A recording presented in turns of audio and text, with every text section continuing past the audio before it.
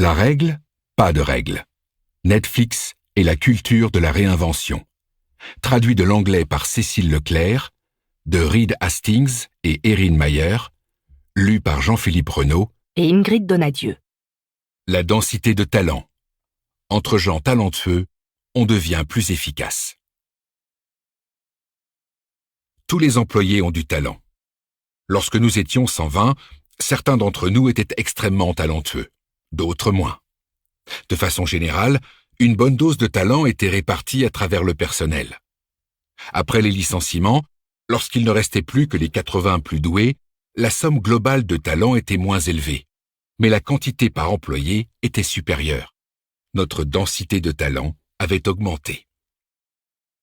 Nous avons découvert qu'une entreprise de ce type est très attractive. Dans un environnement où la densité de talent globale est élevée, les plus performants s'épanouissent. Nos employés apprenaient plus les uns des autres. Les équipes abattaient davantage de travail, et plus vite.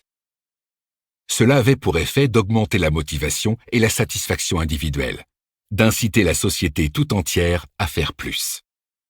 Nous avons découvert qu'au contact des meilleurs, un travail déjà bon se trouvait projeté à un niveau encore supérieur. Surtout, quoi de plus enthousiasmant, inspirant et même amusant que de côtoyer des collègues extrêmement doués. Cela reste aussi vrai aujourd'hui alors que l'entreprise compte 7000 salariés qu'à l'époque où nous n'étions que 80. Avec le recul, j'ai compris qu'une équipe dont 1 ou 2 membres sont simplement moyens fait baisser la performance de tout le groupe. Imaginez une équipe de 5 employés remarquables et 2 acceptables.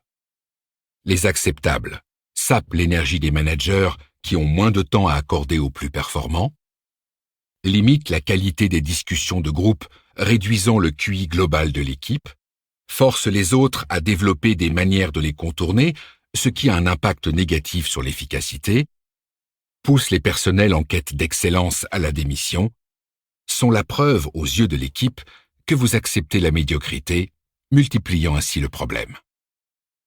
Pour les employés les plus performants, le lieu de travail idéal n'est pas celui qui propose un environnement luxueux, une belle salle de sport ou des sushis gratuits pour le déjeuner, mais plutôt un environnement composé de personnes qui sont à la fois talentueuses et collaboratives. Quand chacun des membres excelle, la performance est tirée vers le haut, car les salariés apprennent les uns des autres et se motivent mutuellement.